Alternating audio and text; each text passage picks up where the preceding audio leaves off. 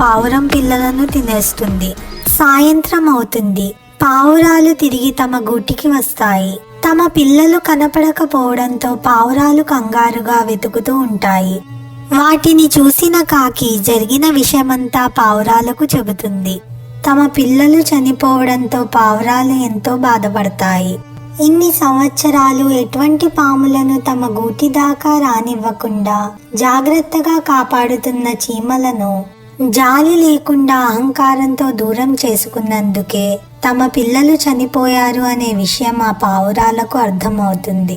వెంటనే ఆ 2 పావురాలు చీమల పుట్ట దగ్గరకు వెళ్లి రాణి చీమతో, మీరు మా సహాయం కోరి వచ్చినప్పుడు అహంకారంతో మీకు సహాయం చేయకుండా చులకన చేసి మాట్లాడాం.